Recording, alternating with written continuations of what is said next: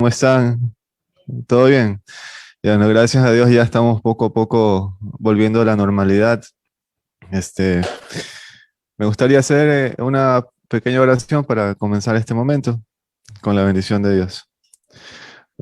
Padre Celestial, te damos gracias por este día que podemos estar aquí en tu presencia, podemos venir a adorarte y a bendecir tu nombre, Señor. Te rogamos que nos acompañes. Este momento no tendría un significado si tú no estás aquí con nosotros. Eh, Toma tú el control y guíanos, Señor. Bendice esta mañana junto a ti. Bendice nuestros corazones y llénanos de paz y alegría junto a ti. Te lo pedimos en el nombre de Jesús. Amén. Hermanos, quisiera que me acompañen, por favor, a la segunda carta de Pedro. Hoy día vamos a dar el mensaje. A partir de aquí, la segunda carta de Pedro. eh, Es una carta pequeña, eh, creo que son 2 hojas en su Biblia. eh, Sin embargo, tiene un mensaje de mucha bendición y espero con la sabiduría de Dios poder traérselos el día de hoy. Eh, ¿De qué habla segunda de Pedro? Quisiera poder predicar toda la carta, pero no nos alcanzaría el tiempo y serían muchos domingos. Pero en resumen, lo que estaba pasando en esta iglesia a la que se dirige Pedro, no sabemos qué iglesia es exactamente porque no menciona la carta, pero sabemos que había un problema. Ustedes pueden estudiar en sus casas el capítulo 2. El capítulo 2 de Segunda de Pedro nos habla de los falsos maestros que había en la iglesia. Eh, ¿Qué hacían estos falsos maestros? Bueno, como su nombre lo dice, daban enseñanzas erróneas y lo hacían por dinero, ¿ya? Por avaricia, por codicia. Tergiversaban las doctrinas de los apóstoles. Eso es lo que ellos hacían. Y Pedro tiene un antídoto para estos falsos maestros, para estas falsas enseñanzas que estaban entrando en la iglesia. Y es sobre ese remedio que Pedro tiene que yo quisiera que nosotros aprendamos el día de hoy. Cómo enfrentar las falsas doctrinas, las falsas enseñanzas. Y quisiera que se enfoquen por un momento en el versículo 2, en el capítulo 1, versículo 2 de Segunda de Pedro. ¿Qué nos dice? Nos dice, gracia y paz os sean multiplicadas en el conocimiento de Dios y de nuestro Señor Jesús. ¿Y cómo termina? Vamos al capítulo 3 y versículo 18 de la misma carta. Dice, creced en la gracia y el conocimiento de nuestro Señor y Salvador Jesucristo. Entonces, si yo al principio de un mensaje digo algo y lo repito al final, ¿eso qué quiere decir? Que ese es el tema central de mi mensaje, ¿verdad? Lo estoy recalcando, estoy iniciando con eso para que tengan en mente eso mientras yo voy desarrollando todo el tema y al final lo ratifico como una conclusión. Y eso es lo que está haciendo Pedro aquí. Nos está diciendo cuál es el tema principal de la carta. Creced en la gracia y el conocimiento de nuestro Señor. Veamos un poco cuáles eran esas falsas enseñanzas que estos maestros estaban ingresando en la iglesia de Dios. Uno de ellos es que Jesús estaba retardando su segunda venida, ¿ya? Y podemos ver eh, en el versículo, en el capítulo 3, versículo 9, en el 8 y el 9, que Pablo dice que no es que Jesús estaba retardando su venida, sino que estaba teniendo paciencia para que todos procedan al arrepentimiento. Entonces, Ustedes dirán, bueno, bueno, en aquella época de Pedro no habían pasado ni siquiera 100 años desde que Jesús se había ido, ¿ya? Hoy han pasado ya más de 2000 años. Entonces, alguien podrá decir, pero parece que se está retardando. Son 2000 años. Pero no, no es retraso, es paciencia. Estoy seguro de que aquí todos nosotros tenemos algún ser querido, alguna amistad por la que estamos orando, ¿verdad? Para que se arrepiente y conozca de Dios. Bueno, Jesús no, una de las razones por las cuales Jesús no viene todavía es porque tiene paciencia para que esas personas se arrepientan. Entonces no, no es retraso, es paciencia. Y nosotros tampoco podemos encasillar a Dios en nuestras medidas de tiempo, ¿verdad? Dios es un ser eterno. Nosotros somos seres que tenemos un tiempo de vida, ¿verdad? Nacemos y morimos.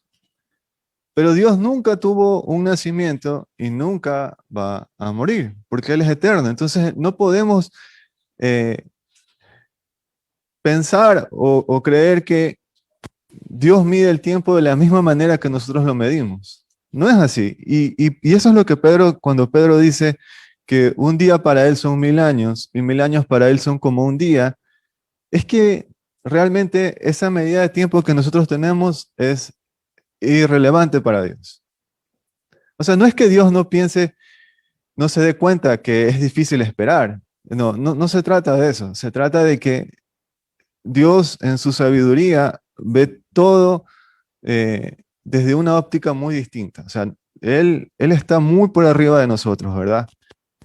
Entonces, eh, qué es lo que nosotros como seres humanos vemos? Nosotros decimos, bueno, han pasado 2000 años, ¿verdad?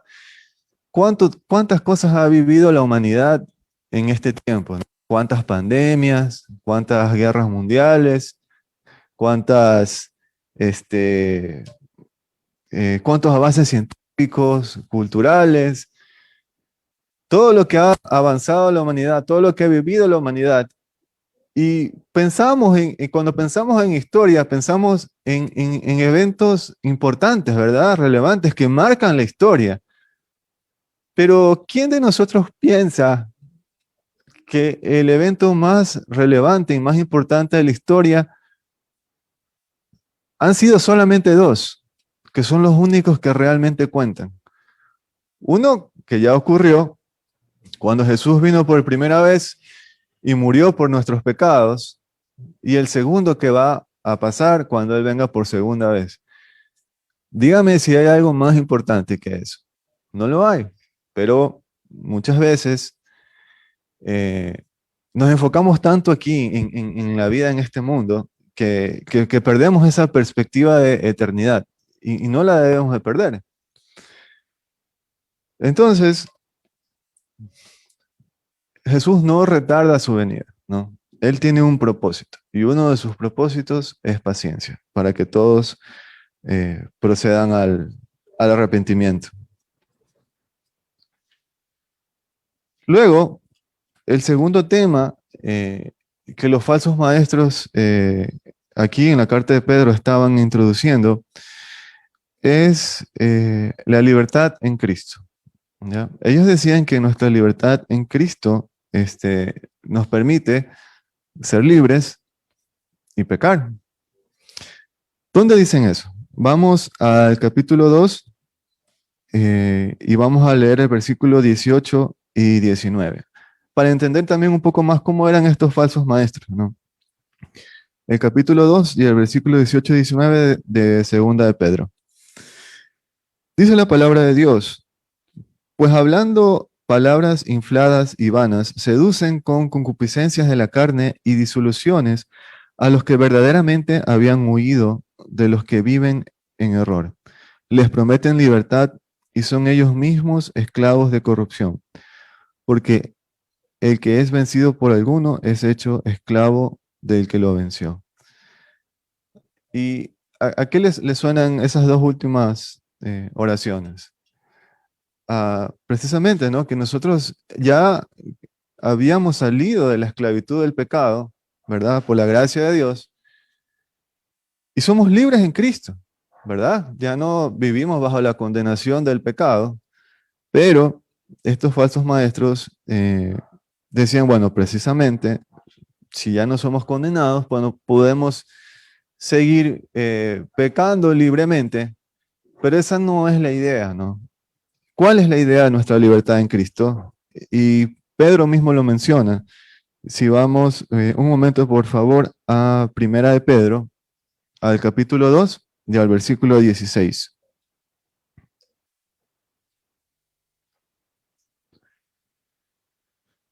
Primera de Pedro, capítulo 2 y versículo 16. Dice la palabra de Dios, como libres, pero no como los que tienen la libertad como pretexto para hacer lo malo, sino como siervos de Dios. Esa libertad que nosotros tenemos en Cristo es para eso, es para ser siervos de Dios, no es para otra cosa. Es para tener una tranquilidad de que yo puedo venir un domingo a la iglesia o cualquier día, yo puedo servir a Dios y puedo adorar a Dios porque yo sé que delante de Él mis pecados han sido perdonados, mis errores han sido perdonados. Es esa libertad, ese es el motivo de la libertad, ¿no? Ser siervos de Dios. Vayamos un momento a Romanos, el capítulo 6, y vamos a leer los versículos 1 y 2. Romanos capítulo 6, versículos 1 y 2. Entonces, ¿qué dice aquí Pablo en cuanto a la libertad que tenemos en Cristo? Dice, ¿qué pues diremos? ¿Perseveraremos en el pecado para que la gracia abunde? En ninguna manera, porque los que hemos muerto al pecado, ¿cómo viviremos aún en él? Tenemos la gracia de Dios, ¿verdad? Que sobreabundó sobre el pecado. No importa cuántas veces yo me equivoque, cuántas veces yo le falle, no importa lo que yo haga, ¿ya? No hay pecado más grande que la gracia de Dios. Donde abunda el pecado, sobreabunda la gracia. Pero no debemos olvidar cómo termina, ¿no? Esos versículos. Porque los que hemos muerto al pecado, ¿cómo viviremos aún en él? Es decir, el verdadero cristiano no practica el pecado. El verdadero cristiano puede fallar y puede fallar muchas veces, pero no lo practica porque ya ha muerto al pecado. Esa es la diferencia. Y el verdadero cristiano tiene esa confianza y esa seguridad en la gracia de Dios. Que siempre que Él venga con una actitud de arrepentimiento delante de Dios, tiene la seguridad de que Dios lo va a perdonar. Entonces, bueno, esa era una de las falsas enseñanzas de estos maestros. Entonces, si ustedes se dan cuenta, estaban ellos tergiversando la doctrina que había en la iglesia, ¿no? Ya lo estaban haciendo con la segunda venida, ¿no? Jesús tiene paciencia para que todos procedan al arrepentimiento, pero ellos decían que Jesús ya no iba a venir otra vez, que estaba retardando su venida. Y la otra es esta, ¿no? De la libertad en Cristo, ¿no? Ellos tergiversan las doctrinas de la iglesia. ¿Y cuál es el remedio, no? Ante esto, ¿no? Cuál es la solución que Pedro plantea en esta carta? Antes de entrar a eso, vamos a ver un versículo en 2 de Timoteo. Acompáñenme, por favor, a 2 de Timoteo y vamos a leer el capítulo 3. 2 de Timoteo, capítulo 3, versículos 15 y 16.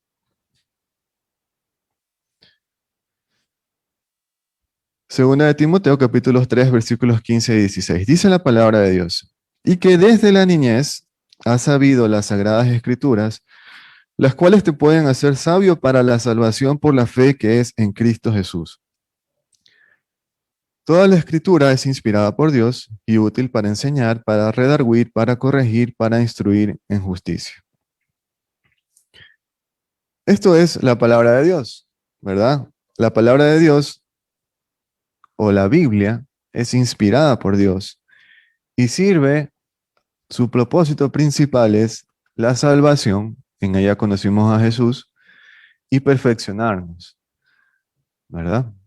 En nuestra lectura diaria, en nuestros devocionales, aprendemos cuál es la voluntad de Dios y nos perfecciona. Pero estas enseñanzas que nos da la Biblia no siempre son fáciles de entender.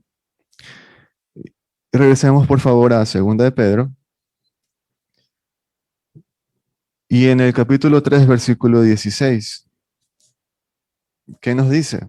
La palabra de Dios nos dice, casi en todas sus epístolas, hablando en ellas de estas cosas, entre las cuales hay algunas difíciles de entender, las cuales los indoctos e inconstantes tuercen, como también las otras escrituras, para su propia perdición. Aquí Pedro está haciendo referencia a las cartas de Pablo. Y quiero que se den cuenta un momento quién está diciendo esto. Ustedes pueden decir, bueno, tal vez Israel no sepa mucho de la Biblia y por eso puede decir que hay cosas difíciles de entender. Pero aquí estamos hablando de, el que está hablando es el apóstol Pedro, el apóstol inspirado de Dios, el que escribió estas cartas de la Biblia por inspiración de Dios, que recibía la sabiduría de Dios directamente, sin intermediarios. El que estuvo con Jesús, caminó con Jesús y recibió directamente de él todas las enseñanzas del cristianismo, de la nueva vida en Cristo, de la vida eterna, de la justificación, de todo lo que nosotros basamos nuestra fe hoy en día, él lo recibió directamente de Jesús. Y él dice que hay cosas difíciles de entender. Entonces, eso a nosotros nos tiene que hacer humildes, ¿verdad? Cada vez que abramos la palabra de Dios y reconocer que necesitamos de su ayuda, de la guía de su Espíritu Santo, necesitamos esforzarnos por estudiar. Lo que hacemos aquí siempre, en nuestros estudios bíblicos. Y esa es una de las cosas que a mí más me gusta de CCBG, es que precisamente somos la comunidad no solo cristiana, sino también bíblica de Guayaquil. Y eso es muy, muy importante, el estudio de la palabra de Dios. ¿Por qué? Porque si nosotros no estudiamos la palabra de Dios como debiéramos, luego vienen estos falsos maestros que tienen una facilidad para torcer las escrituras, eh, dicen palabras infladas y vanas, seducen. Esas son sus palabras. O sea, son personas muy persuasivas, que si nosotros no tenemos un fundamento bíblico bien cimentado, vamos a ser fácilmente engañados. Son personas muy persuasivas. Entonces, la palabra de Dios es inspirada, sirve para salvación, para perfeccionarnos, para instruirnos, pero muchas veces es difícil de entender. ¿Por qué sería difícil de entender la palabra de Dios? ¿Por qué Dios no nos dejaría una palabra simple, llana y sencilla? Y la verdad es que eso es lo que Dios ha hecho, pero somos nosotros los que muchas veces complicamos las cosas. Cuando no venimos en humildad ante la palabra de Dios, venimos tal vez pensando que, bueno, ya sabemos lo que dice este versículo, lo he leído muchísimas veces, lo he estudiado muchísimas veces, o puede venir alguien más y decirnos, bueno, mira lo que encontré aquí, y puede ser algo contrario a lo que nosotros creemos o pensamos y no lo recibimos. Eso es orgullo, eso no es la actitud correcta. Pero no solamente eso, no solamente es la actitud con la que venimos ante el texto bíblico, también es Dios es infinitamente superior a nosotros, ¿no? Y vemos que aquí en la Biblia está la palabra de Dios, está la mente de Dios, están las ideas de Dios. Y nosotros que somos seres tan limitados, queremos entender esa mente de Dios, esa palabra de Dios. Y no importa cuántos años le hayamos dedicado al estudio de la Biblia, si es un cristiano honesto, dirá que ni siquiera ha logrado comprender la superficie de toda la profundidad de la palabra de Dios.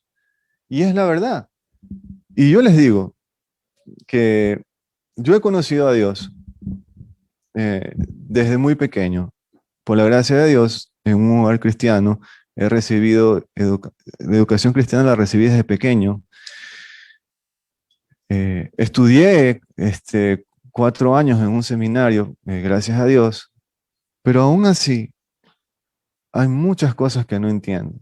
Aún así, puedo leer nuevamente un versículo que ya lo he leído 1000 veces y puedo encontrar algo nuevo que no vi antes, una nueva, una nueva bendición para mi vida, ¿no? Y bueno, hay una ilustración que a mí me gusta mucho, que dice que la palabra de Dios es como un diamante, ¿ya? Y un diamante, para ver lo perfecto que es, lo cogen y le dan vuelta, ¿no? Y cada vuelta, cada arista que ven, encuentran algo nuevo y algo perfecto y algo hermoso en ese diamante.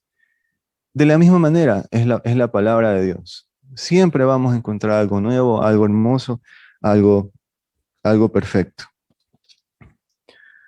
Entonces, esa es la palabra de Dios. Tenemos mucha bendición en ella, pero asimismo tenemos que esforzarnos por encontrar esa bendición. Acompáñenme un momento, por favor, a Hebreos, al capítulo 5 y versículo 13. Hebreos capítulo 5 y versículo 13. Dice la palabra de Dios: y todo aquel que participa de la leche es inexperto en la palabra de justicia porque es niño. Nosotros no queremos ser inexpertos en la palabra de justicia. Nosotros no queremos ser como niños. Nosotros queremos ser cristianos maduros, queremos crecer.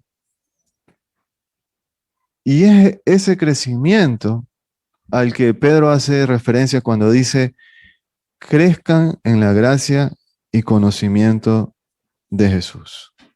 Crecer en la gracia y conocimiento de Jesús. Después de todo lo que hemos dicho, estamos seguros de que todavía nos falta mucho por crecer. Todavía nos falta mucho por conocer de Jesús, por conocer de su gracia. Y regresemos por favor a Segunda de Pedro, en el capítulo 3 y en el versículo 18. ¿Cómo termina Pedro su carta? Pedro la termina diciendo: antes bien, creced en la gracia y el conocimiento de nuestro Señor y Salvador Jesucristo. A Él sea la gloria, ahora y hasta el día de la eternidad. Amén. La gracia, dice. La gracia. ¿Qué es la gracia? ¿Cuántas veces al día utilizamos esa palabra para describir alguna experiencia que hayamos tenido?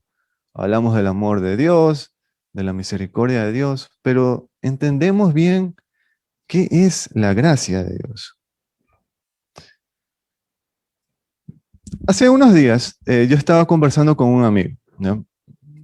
Él me estaba preguntando cómo fue mi experiencia cuando yo me enfermé de COVID. Yo me enfermé de COVID hace como en el mes de abril, ¿ya? Y él me decía: ¿cómo te fue? ¿Cómo lo superaste? ¿Qué hiciste? Entonces yo le dije: bueno, lo que yo sentía en ese momento era como que alguien había cogido un palo y me hubiera agarrado a palazos. Así sentía el cuerpo, sentía dolorido por todos lados. Sentía que un camión me había pasado por encima, ¿ya? Sentía dolor en todo el cuerpo. Pero yo le decía: esa no era la parte más difícil, ¿ya? La parte más difícil está en mi mente y en mis emociones. ¿Por qué? Porque uno ve tantas noticias de ese virus, ¿verdad? Y uno no sabe qué te pueda pasar y empiezas a imaginar un poco de cosas y los doctores dicen, bueno, no sabemos todo este virus, todavía estamos aprendiendo y no importa cuántos años tengas, se puede complicar en cualquier momento. Y eso, es imaginarte esas cosas. El estar aislado es difícil. Imaginarte todas esas cosas es difícil.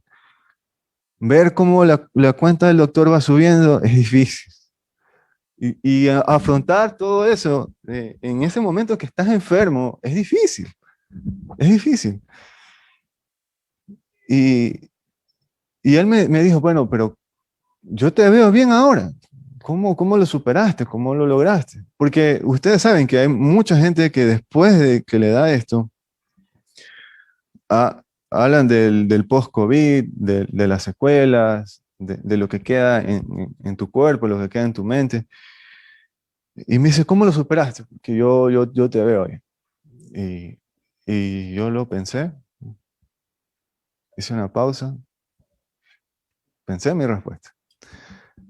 Y le dije, por la gracia de Dios. Esa fue mi respuesta.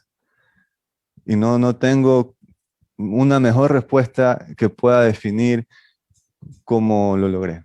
Y es esa gracia de Dios que te provee, que te sustenta. Siempre había eh, alguien que te lleve algo de comer, alguien que te ayude con los trámites del doctor.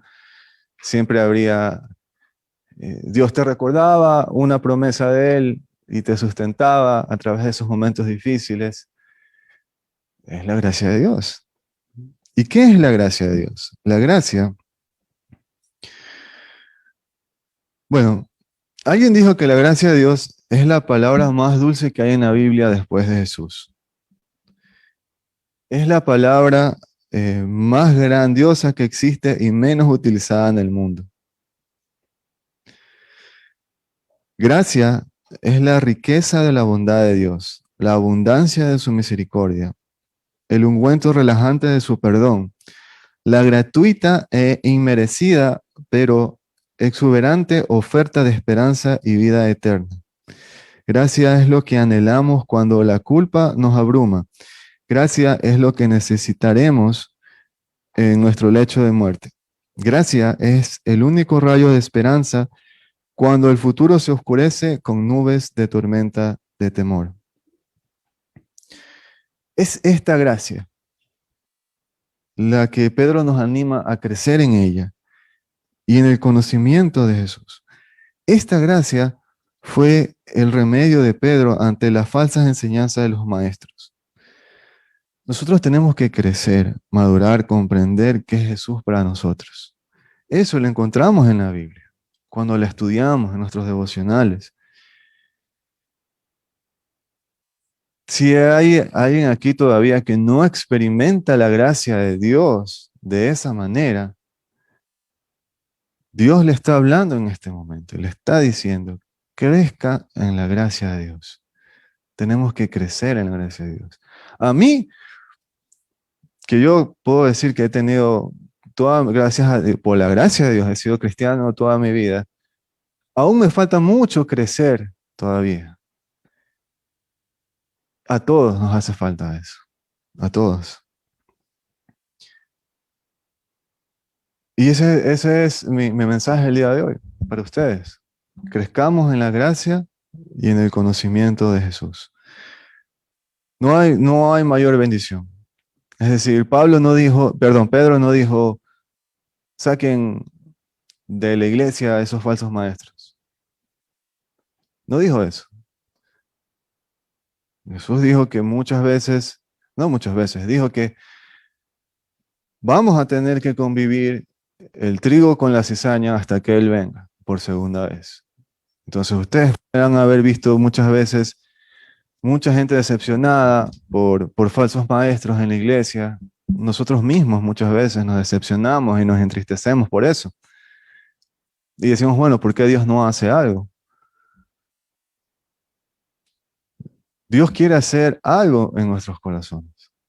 en nuestras vidas. Quiere que crezcamos en su gracia y en su conocimiento. Que no seamos ya más niños, sino que crezcamos, que seamos cristianos maduros. Ese es el objetivo de Dios. Y ese es el mensaje del día de hoy, que crezcamos en esa gracia y en ese conocimiento de Jesús. Amén.